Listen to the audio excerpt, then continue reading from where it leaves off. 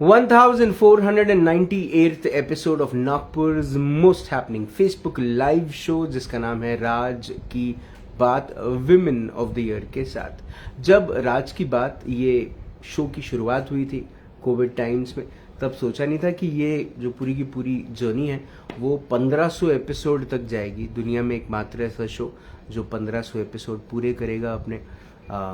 उसमें से एक सेगमेंट शो है जिसका नाम है विमेन ऑफ द ईयर। 600 से ज़्यादा महिलाओं की जिंदगियां आप तक पहुंचाने का काम इस शो ने, इस माध्यम से आप तक हमने किया है। और कोशिश ये है कि उनकी ज़िंदगी की जो स्ट्रगल है या फिर वो स्ट्रगल के पीछे में जो डेडिकेशन है, ये जो मेहनत है जिससे वो स्ट्रगल से बाहर निकल आ पाई और वो स्ट्रगल सक्सेस का रूप ले गया, आप तक वो कहानी पहुंचाने की मंशा और इच्छा रही है। और कोशिश यही रही है कि उनकी ज़िंदगी से हम कुछ ऐसी बात सीखें जिससे हम अपनी ज़िंदगी बना सकें। क्योंकि एक महिला का जो जीवन होता है वो बचपन से ही बड़ा ही स्ट्रगल जीवन होता है। अगर आज का मैं अखबार पढूं तो अखबार में इन्फोसिस की को फाउंडर मिसेस सुधा मूर्ति कहती हैं कि लड़कियों को बहुत ज़्यादा स्ट्रांग होना चाहिए क्योंकि बचपन से ही उनका जीवन बड़ा ही संघर्षपूर्ण रहता है। पहले अपने ही घर को वो पराया करके अपने घर से अलविदा करती हैं। उसके बाद फिर जिस नए घर में जाती हैं वहाँ पर भी उन्हें कई बार इस बात का ताना दिया जाता है कि वो बाहर वाली है। तो महिला जो है वो एक औरत जो है वो इस पूरी की पूरी अगर हम जनजगनी देखें तो वो वही है जो इस दुनिया में एक माध्यम है एक नए जनरेशन को लाने का, और उस माध्यम को ही हम धन्यवाद करना भूल जाते हैं। तो कोशिश यही है कि एक ऐसी महिला, एक ऐसी व्यक्ति विशेष से बात हो, मुलाकात हो और उनके जीवन को आप तक पहुंचाएं। यही कोशिश है विमेन ऑफ द ईयर के। धन्यवाद करता हूँ पारेख ब्रदर्स जूलर्स का। पारेख ब्रदर्स जूलर्स प्रेजेंट्स राज की बात women of the year in association with Pehnava Boutique. Also a big thank you to Mampi Reusable Diapers for Children, Cuts the salon now at Shivaji Nagar also, and a big thank you to Live Fit, a gym by Pooja Shelke, and she is doing a great job with helping people with obesity and weight loss. आज की हमारी जो मेहमान हैं ये एक यूटेल नाम का एक एनजीओ चलाती हैं, एक सोसाइटी चलाती हैं। कोशिश कर रही हैं 2018 से कि वो लोगों की ज़िंदगियों में मदद के रूप से आए, लोगों की ज़िंदगियों में मदद करें और उनकी ज़िंदगियों में एक प्रभाव छोड़ें। उपिंदर कौर भसिन, ये नाम मुझे ऐसा लगता है कि बहुत सारे अवार्ड्स से जुड़ा गया है, बहुत सारे अवार्ड से उन्हें सम्मानित किया गया है, लेकिन उनकी सिंप्लिसिटी यही कहती है कि मैं जिस परिवार से आई हूँ वो मेरा मटर्नल साइड का परिवार हो या फिर मेरे हस्बैंड की तरफ का परिवार, मैंने हमेशा कोशिश की है अपने इस परिवार की लेगेसी को एक लेवल ऊपर ले जाने की। चलिए मुलाकात करते हैं the women of the year Upinder Kaur Bhasin ma'am से। मैम नमस्कार। नमस्ते मैम, स्वागत आपका राज की बात। Thank you so much ma'am, सबसे पहले तो धन्यवाद कि आपने अपना कीमती वक्त निकाला और आप इस शो पर आई, उसके लिए बहुत बहुत धन्यवाद। मैम, कहाँ से शुरू करें? उपिंदर कौर जी की कहानी क्या है? शुरुआत से बात करते हैं, है ना? प्लीज अपना थोड़ा परिचय दें। मैं नागपुर में ही बोर्न एंड ब्रॉट अप हुई हूँ and I am the ex student of Mount Kamal school. Then I continued with my science stream in Dharampeth science college and I was pursuing my microbiology and that very moment I got engaged and got married at the very early age of 19. So शादी के बाद जैसे हर एक का होता है, we get ourselves involved in a family and taking care of everyone. Right. So बस वहीं से हम कंटिन्यू होता गया, then kids, then everything went smoothly in that way. But somewhere there was in my mind that I have to do something good for the society, just for the upliftment and the betterment of the society. Right. I am really grateful to God. He has blessed me with the best parents.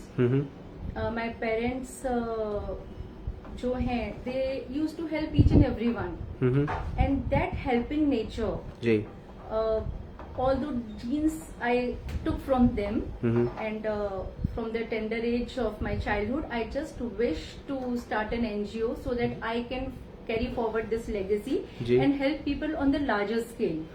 So जब मेरा बेटा 10th में था, छोटा वाला, तो I just planned to start NGO when I wished he complete his 12th, and then I planned to start with the NGO. ठीक है. But something is there pre-planned and pre-designed by God. Absolutely. Nobody can help it out. बिल्कुल सही. When my son was in 10th, ji. something happened. We went for dinner with family friends, and वहाँ जो हमारी family friend की जो भाभी थी, उन्होंने बताया कि her brother in Muzaffarpur, he help people through his NGO, and this is the pattern how he follows it. Right. So I was really very touched, much eager and triggered. No, अभी तो मुझे शुरू करना ही है. Why after 12? Why not now? So I took her. कल करे सो आज कर, आज करे सो अब. Yes, कल करे सो आज करे सब. So I was eagerly waiting for the next morning. कि मैं कब वो morning हो, and I will just ring up that PG and ask him how he works, what's the pattern of his working in NGO. Ji. So the very next day, early morning, I did the first thing of calling him up. He introduced me with all the things, and बस वहीं से शुरुआत हुआ. I typed a huge message on WhatsApp. I forwarded to my family, my friends, my relatives, just requesting them to help me out to carry out this process which I am trying to do. Thanking God, I went with all this procedure. I got a good response, though by that time it was not a government registered NGO.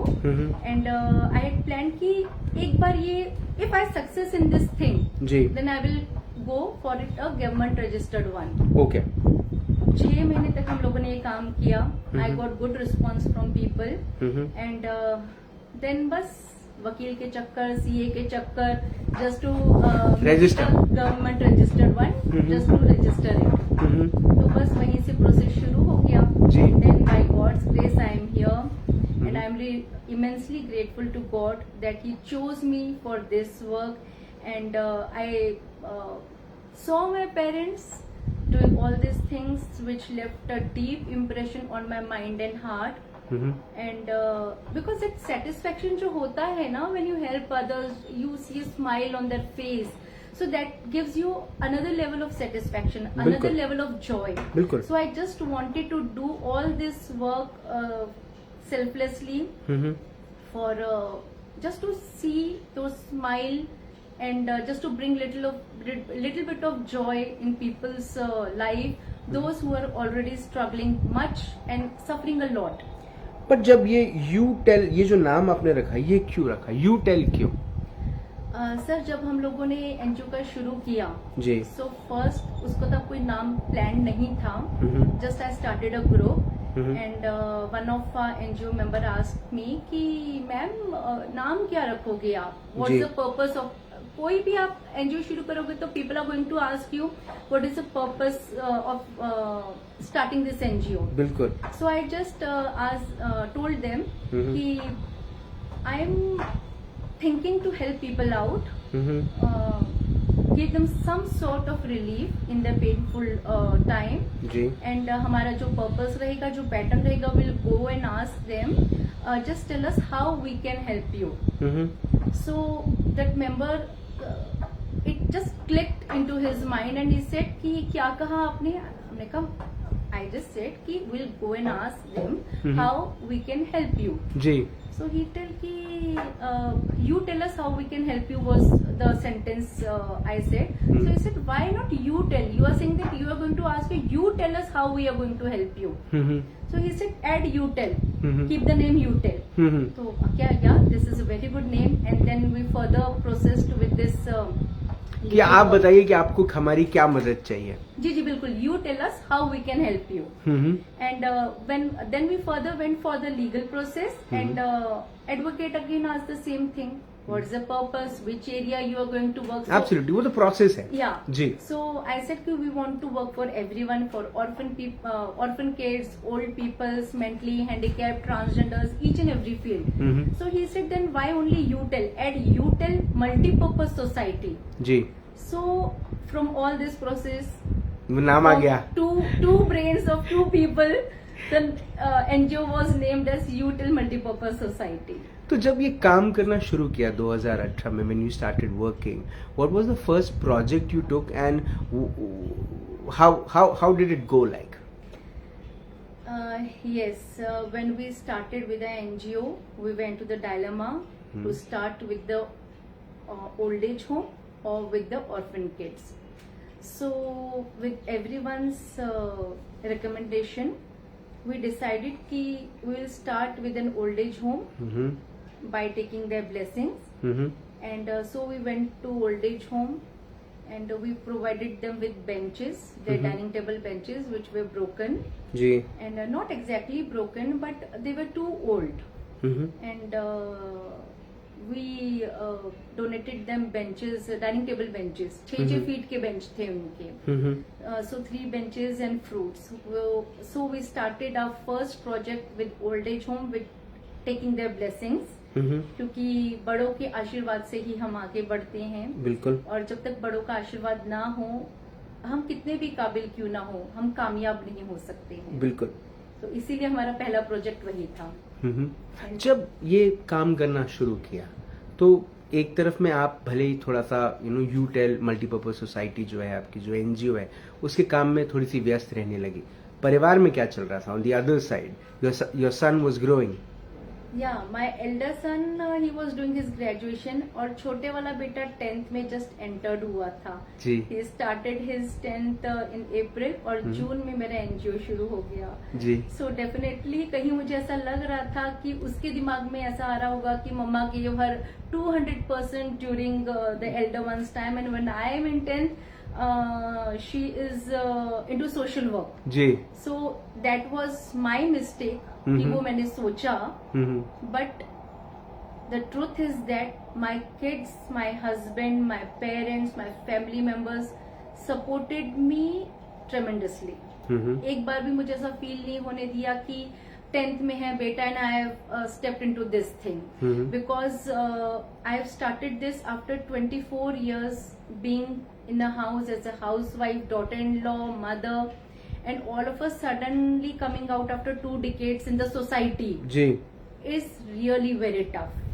So I had to face some sort of problems because उस level से connect करना people को. जी. आप social work कर रहे हो तो you have to be very much socialised. Absolutely. तो पीपल को कनेक्ट करना उस टाइम पे थोड़ा सा मुश्किल हो गया था. But again thankful to God कि उन्होंने मुझे इतना टॉकेटिव बनाया, इतना बातूनी बनाया है. That was one of the best thing that happened to me. And I was able to connect with people very easily. ये बात अलग है कि बाकी सब लोग मुझसे परेशान है, बहुत बोलती है, सिर नहीं दुखता है क्या, ये वो. My husband used to tell me, तू इतना बोलती है, तू पिछले जन्म में जरूर तोता रही होगी, जो बोलती भी बहुत है, हरी मिर्ची भी बहुत खाती है. तो I think it's good now. तो अब समझ में आया कि why God has made me in such particular way. नहीं, लेकिन जैसे जब आप सोशल वर्क करने जाते हैं तो आप कई बार इस चीज को जब देखते हैं कि इतनी ज्यादा जरूरतें हैं जहाँ पर जरूरत का सामान नहीं पहुंच पा रहा, दवाइयाँ नहीं पहुंच पा रही, चीजें नहीं पहुंच पा रही, रोजमर्रा की जिंदगी में जो चीजों की जरूरत पड़ती है वो तक नहीं पहुंच पा रही, जो एक लिविंग के लिए लगता है वो चीजें नहीं पहुंच पा रही. तो कितना दुख होता है. क्या लगता है, एडमिनिस्ट्रेशन जिम्मेदार है, सरकार जिम्मेदार है, प्रशासन जिम्मेदार है? किस तरह से देखती हैं आप इसको? सर अभी बाहर के तो हालात असल में बहुत खराब है. And after Covid it has gone worst. बहुत सारी जगह है जहाँ really I think government need to work. जी. और जहाँ तक हम लोगों का सवाल है, I really wish more and more people come, join the NGOs, do the groundwork and donate generously. जी. Because I believe if you are blessed, जी. then you should use your blessings as blessings for other. Absolutely. अगर आपके घर में आप छत है, रोटी, कपड़ा, मकान, everything you are there, then you should donate every month and generously, क्योंकि बहुत जरूरत है आज, एनजीओज को भी बहुत जरूरत है, if they are working in the society and genuinely they are working जी। and you know that this NGO is doing a good work. ये जेन्युइनली बोलना जरूरी है। जेन्युइनली बोलना जरूरी है सर। जी जी क्योंकि आज एनजीओ का नाम सुनो तो थोड़ा सा लोग डरते भी हैं जी। बट मैं यही रिकमेंड करूंगी, go and speak to the founders, cofounders जो भी हैं, जी and join them during their donation drives and see how your money is utilized. You have that right. Those people who donate, they have the right to know. To go and see, is the money rightly used? Yeah, rightly used for the society or not. And to join during donation drives. ये जो आप अपने आप को को founder बोलती हैं, ये को फाउंडर क्यों बोलती हैं? आप तो फाउंडर है।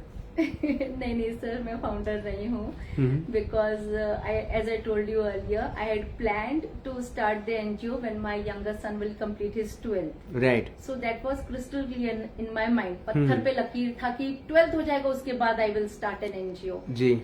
बट ही हैज प्लान्ड, ये उसके 10th के टाइम पे ही शुरू होना था जी, and he designed everything as per his planning, and मैंने भी नहीं सोचा मेरे बेटे का 10th है, so I should give him the same attention that I gave to my elder one जी। बस कूद पड़ी मैदान में, और इसलिए फाउंडर जो है वो वाहिगुरु है, गॉड है, so because he has planned it, he has designed, क्योंकि जब मेरे बेटे का 12th था जी, so that time COVID hit the country ji, in fact the world जी, तो उस टाइम पे God wished we to go to hospitals, we had been to GMC college, Mayo college and other covid centres, we provided them food packets, and we had worked a lot with transgenders, helping them with grocery, hygiene kits, cleaning kits, and even this thermometers, vaporizers and all those things which were needed during Covid. तो उस time पे transgenders को भी हमने बहुत support किया है जी, and क्योंकि भगवान चाहते थे कि उस टाइम पे हम लोग फुल फ्लेज ग्राउंड वर्क करें। Each and every day we used to visit GMC जी, and second wave was that much dangerous. Oh my God जी। तो मेरे हस्बैंड, मैं, बच्चे, माय फैमिली मेंबर्स और हमारे volunteers, each and every one, हम लोग घर से जाते थे थाली लेके। We have to prepare that meals from Novelty Mini Punjab Restaurant and Novelty Fast Food जो धर्म अपना CA रोड पे है जी, तो उनके पास से ले लेके we used to be in GMC hospital, Mayo Hospital, between the relatives of the patients। तो घर से हम अरदास करके निकलते थे कि वाहिगुरु जी आपने हमें इस काम के लिए चुना है, so now it's your duty to take care of us, so that we remain safe from whatever is going in this world। तो क्या समझने को मिला, क्या देखने को मिला कोविड दौर में, क्या क्या चीजें महसूस की आपने? सर, सबसे पहली बात तो हमने ये नोटिस किया कि इंसान में जो रहता है ना मैं जी, वो मैं कुछ भी काम नहीं करता है। It's just being down to earth, pray to God, be thankful for each and everything that you are blessed with. और पैसा जहाँ उसकी ताकत खत्म होती है, वहां से उसकी ताकत शुरू होती है जी। हम इंसान के हाथ में कुछ भी नहीं है। कितने लोगों ने पैसे रख दिए डॉक्टर के टेबल्स पे, just save our member, family member है या फ्रेंड्स है, बट इट डिडंट वर्क जी। सो पैसा जहाँ खत्म होती है ताकत, वहां से रब की ताकत शुरू होती है। Always pray to God, meditate, thank God for each and everything, keep yourself fit, eat healthy food, and be grateful for each and everything। Mini Punjab का बटर चिकन नागपुर का सबसे फेमस बटर चिकन है, तो वो ईट हेल्दी फूड में आता है क्या? सर जिस हिसाब से वो बनाते हैं तो हेल्दी तो आता ही है। नॉन-वेज लवर्स से पूछो तो that will be the best thing for them. Absolutely, I love the food of mini Punjab and you come from that family. आप उस परिवार से हैं जिसने नागपुर शहर को बहुत ऐसा खाना खिलाया जो वो अपने घर में खा सकते हैं। ये बहुत कम रेस्टोरेंट्स की खासियत है। नागपुर शहर को पता रहना चाहिए कि कुछ ऐसे लोग भी हैं शहर में जो वो रॉ मटेरियल इस्तेमाल करते हैं जो वो अपने घर में भी इस्तेमाल कर सकते हैं, है ना? आप कभी दाल मखनी भी खा के ट्राई कीजिए। वो भी अच्छी है, बहुत टेस्टी है। बहुत दूर दूर से लोग आते हैं। मैम, ये जो पूरा का पूरा एक्सपीरियंस है to work for an NGO और टू वर्क फॉर सोसाइटी, उस लेवल पर जाकर काम करना जहाँ पर हम अपने आप को कहीं ना कहीं ब्लेस्ड समझें कि we are blessed with a better home, a better all the resources in life, जहाँ पर वहाँ पर ऐसे भी लोग हैं जहाँ पर जिनको अच्छे रिसोर्सेज नहीं मिल रहे, नहीं मिलते, है ना? तो मैम, क्या कोई ट्रांसफॉर्मेशन आप में खुद में आया, आप में कोई बदलाव आया? डेफिनेटली। जब हम बाहर निकल के देखते हैं तब हमें रियलाइज होता है दुनिया में कितने गम है, मेरा गम कितना कम है जी। When you step out from your home, when you leave your comfortable zone जी, तब आपको रियलाइज होता है कि बाहर क्या चल रहा है। जैसे कि मैंने आपको पहले ही कहा कि मैं 24 इयर्स के बाद मैंने एनजीओ स्टार्ट किया। Till 24 years I was with in the four walls. I was with my family, with my parents, brothers, husband, in-laws family. तो बाहर के जो दुख थे वो हमें देखने को नहीं मिले क्योंकि हम लोग we womens are so much engrossed into our family. इतना ज्यादा हम लोग बिजी हो जाते हैं कि हम we just disconnect from this world. उस टाइम पे तो फेसबुक भी नहीं था जी, फेसबुक भी बाद में आया।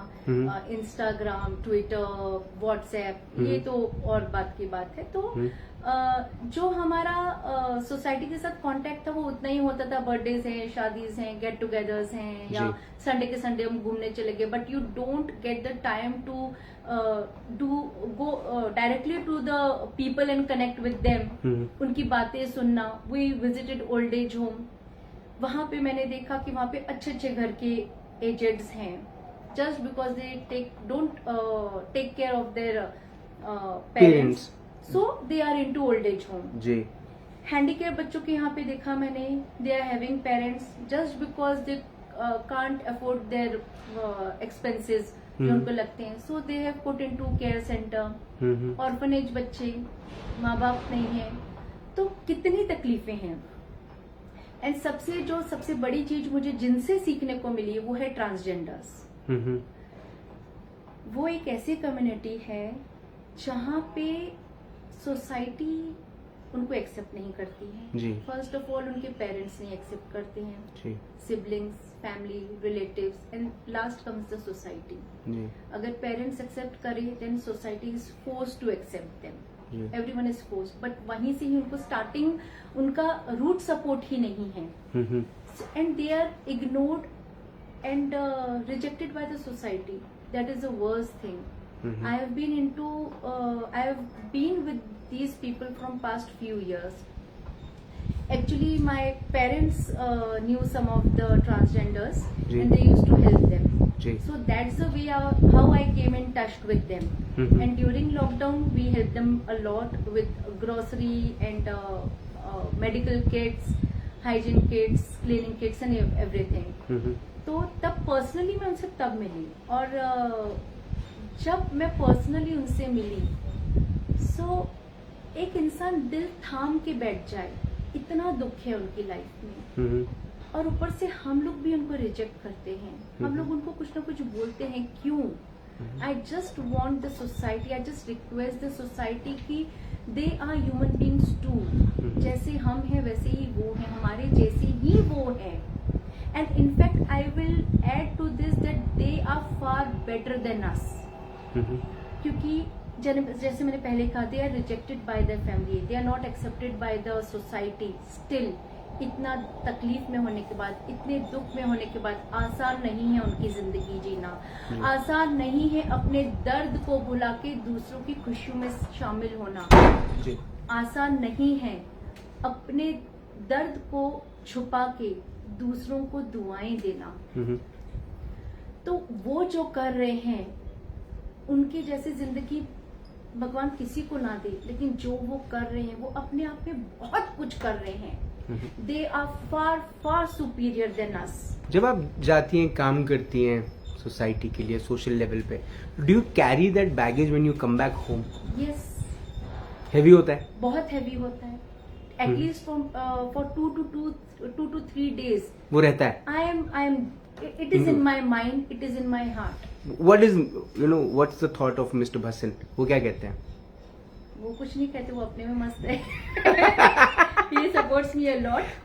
जो करना है करो. नहीं, बट जब वो आपको इस डिलेमा में देखते हैं, इस चीज में इनग्रोस देखते हैं या अपसेट देखते हैं, what is his thought on that? I don't let come out in front of him. I share with him all the things. I share with my parents, my brothers, my kids, my family, my husband. But वो एक चीज तकलीफ दे रही है. I don't let them feel.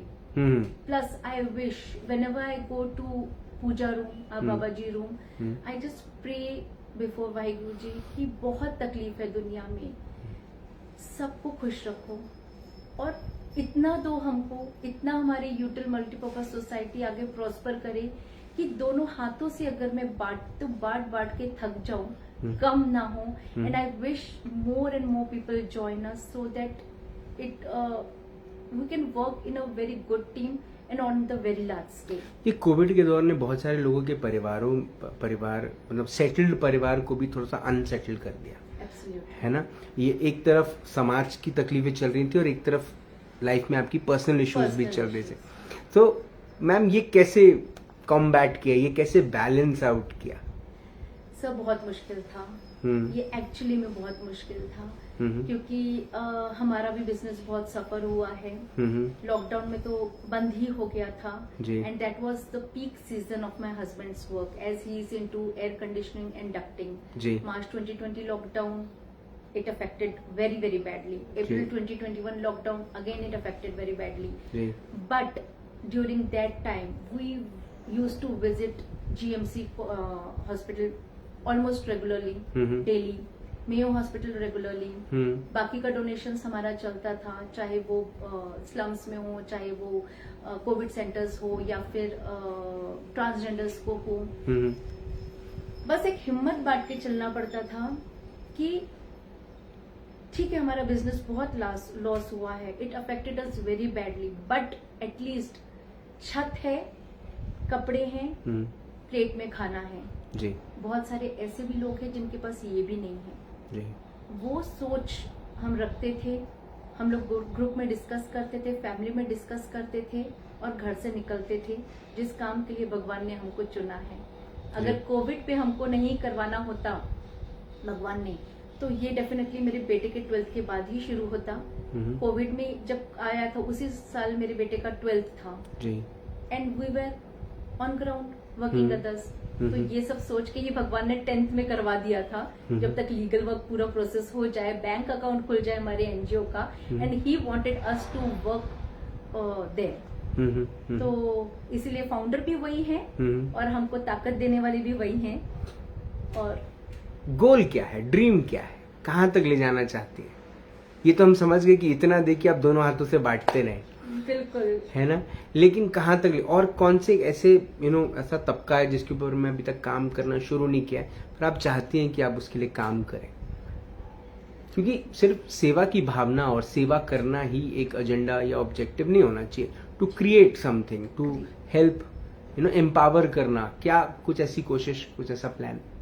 Ji sir. एक जो मैंने आपको कहा कि पहले हमको तो ये बहुत आगे तक लेके जाना है, no doubt, national level. And if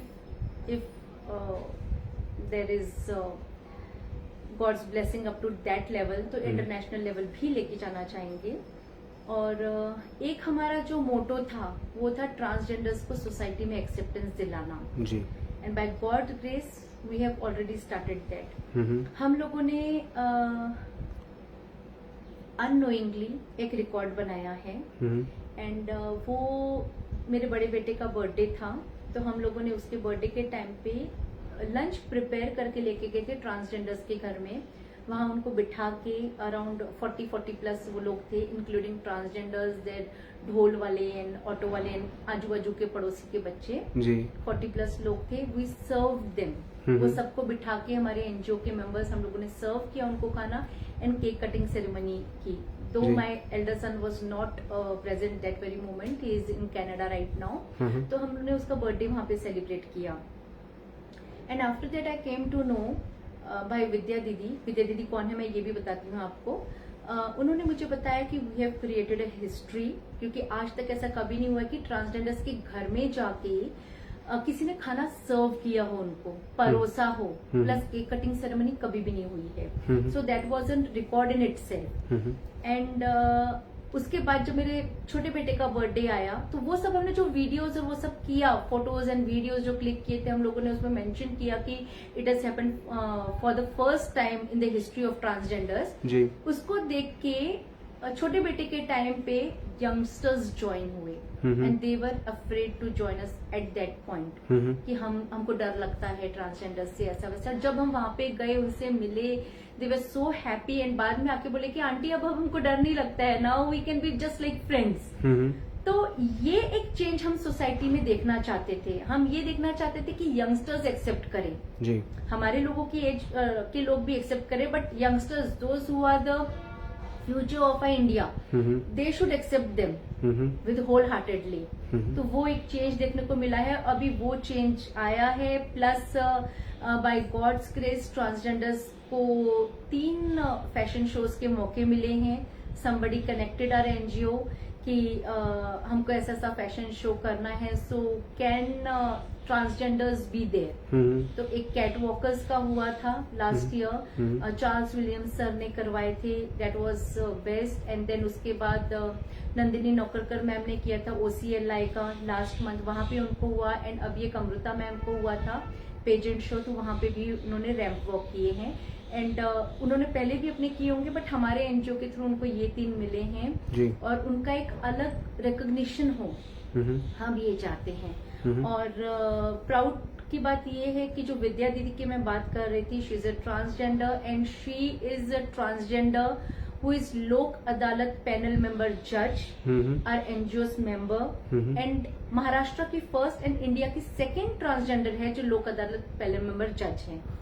और अभी मोहिनी दी से भी हम कनेक्ट हुए हैं, जो एक सोशल एक्टिविस्ट भी हैं, जिन्होंने महाराष्ट्र कुकिंग कंपटीशन भी जीता है।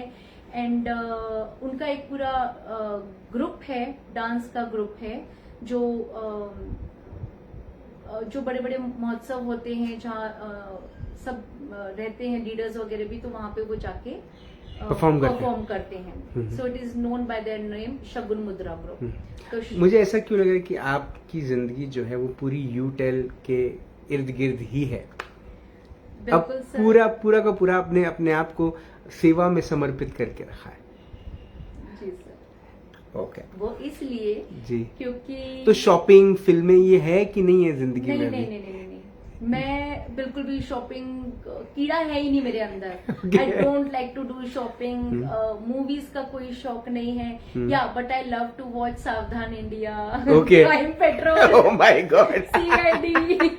So I love watching all these detective type of things. Okay. And क्योंकि मैं घर के अंदर ही रही इतने साल, so I use to watch Crime Patrol and Savdhaan India just to know मैं तो 4 दीवारी के अंदर हूँ, बाहर क्या चल रहा है वो भी तो मुझे पता चले।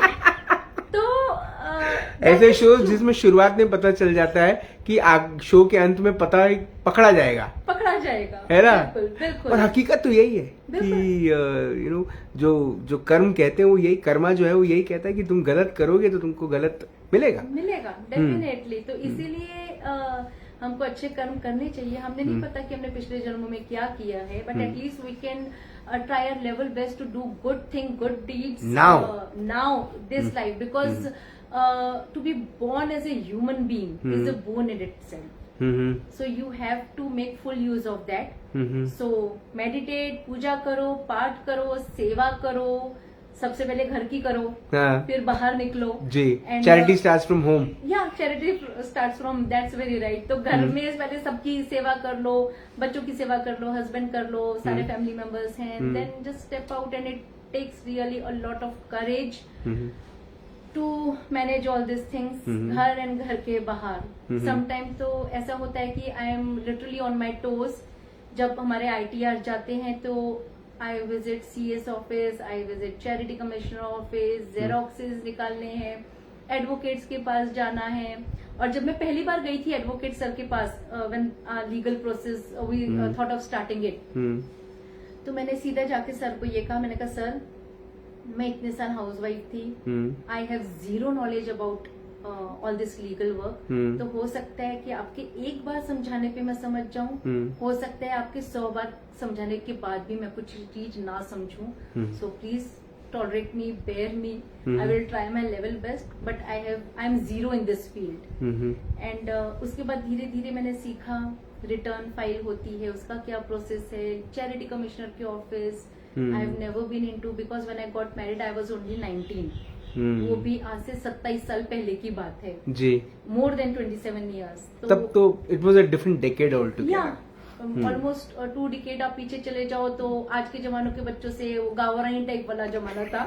नो फेसबुक, नो मोबाइल जी, कंप्यूटर्स भी when I was in I think 7th और 8th तब आया था, हुआ था जी। वो भी ऐसे 1-2 जगह में कहीं क्लासेस होती थी, तब तक तो वो टाइपिंग चलता रहता था जी जी। तो उस जमाने की आई हूँ मैं, इस जमाने में जहाँ आज इंस्टाग्राम, ट्विटर और स्नैपचैट एंड पता नहीं क्या क्या है, मुझे तो इतना पता भी नहीं है।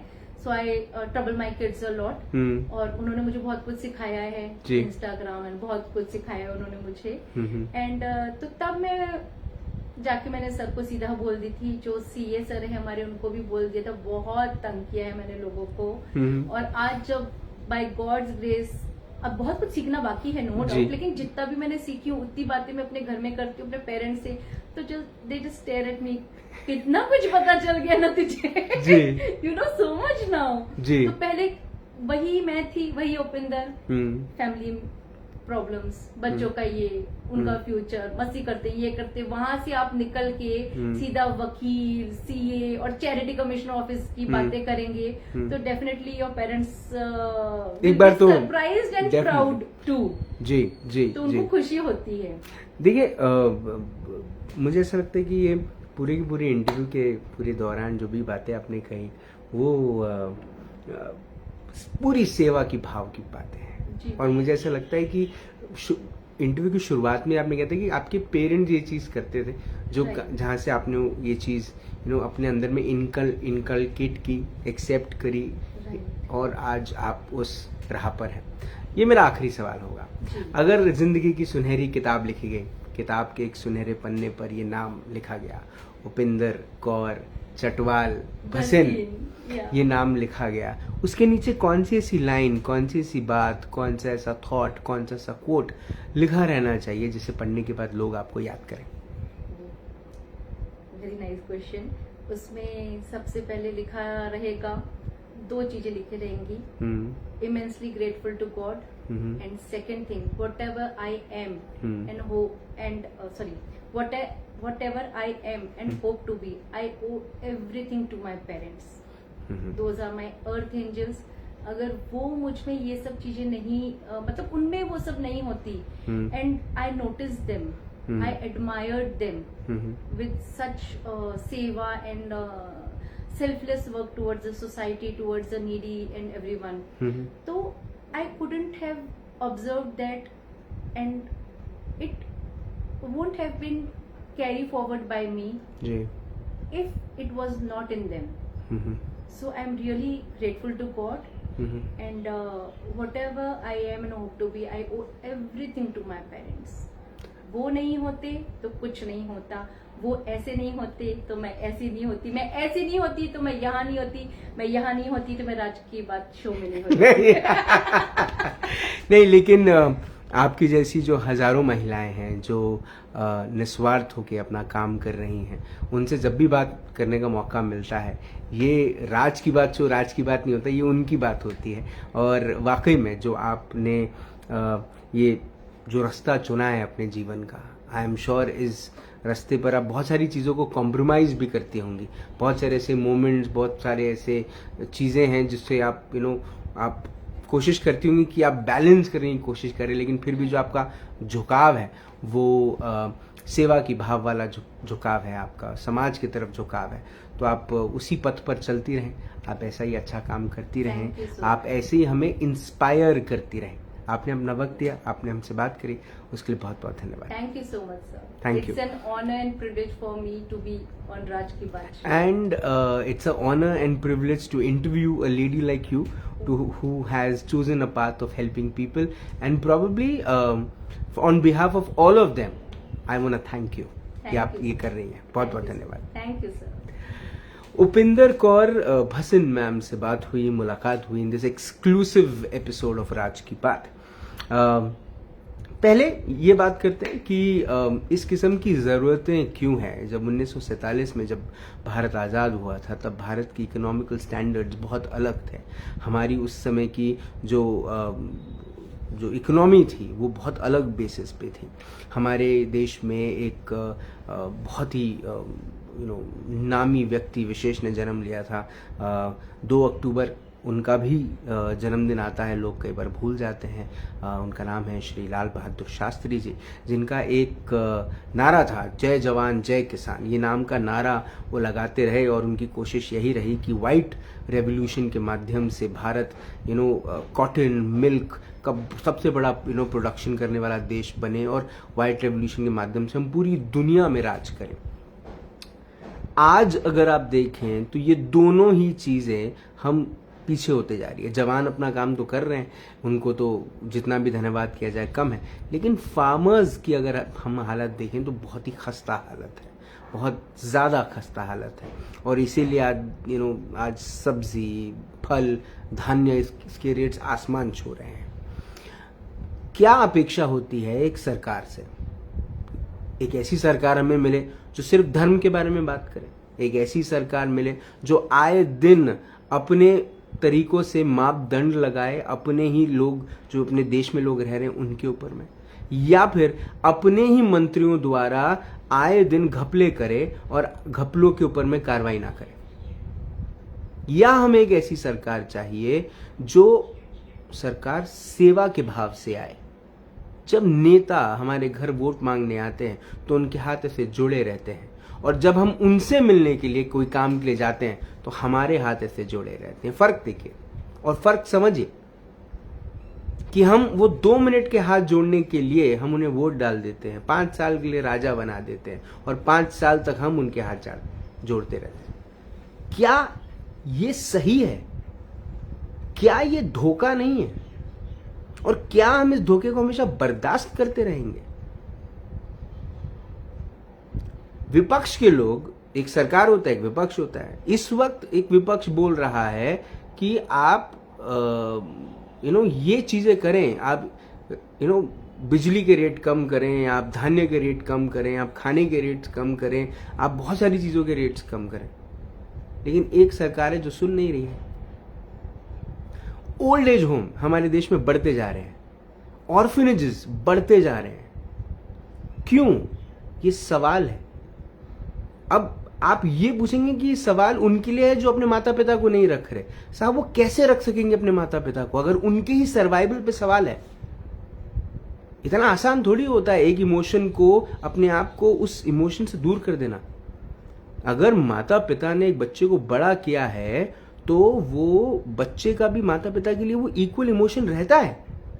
बच्चा बहुत खुशी से अपने माता पिता को ओल्ड एज होम छोड़कर नहीं जाता। वजह होती है उसके पीछे। एक वजह डेफिनेटली उन दोनों की आपसी जो नेचर की जो इश्यूज होते हैं, ईगोज के जो इश्यूज होते हैं, वो डेफिनेटली हो सकते हैं। पर एक मुख्य कारण ये भी है कि सर्वाइवल को लेकर आज भारत जैसे देश में एक बहुत बड़ा सवाल है। हम सर्वाइवल के लिए क्या क्या कर रहे हैं हम सबको पता है। हम कैसे अपने मार्जिन ऑफ प्रॉफिट के 2 पैसे कमाने के लिए हम क्या क्या मेहनत मशक्कत कर रहे हैं, हमें सबको पता है। एंड अबव ऑल, नोटबंदी के बाद लोगों की मानसिकताएं बदली हैं।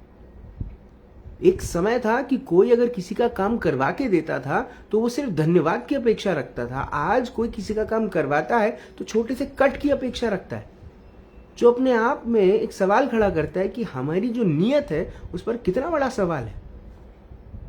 और उसके बाद उपेंद्र कौर भसिन जैसे लोग समाज में आते हैं और वो हमें ये बात हमारे दरवाजे को खटखटा के कहते हैं कि आप दुनिया में आए क्यों हैं, आपको किस किस्म की भावना रखनी चाहिए। कोविड के दौरान हम देख रहे थे कि लोगों की क्या मदद कर रहे थे। कोविड जैसे ही गया हम सब भूल गए। क्या सब जिम्मेदारियां हम एडमिनिस्ट्रेशन को दे देंगे, सब जिम्मेदारियां हम सरकार को दे देंगे, सब जिम्मेदारियां हम एनजीओस को दे देंगे? तो हम क्या करेंगे?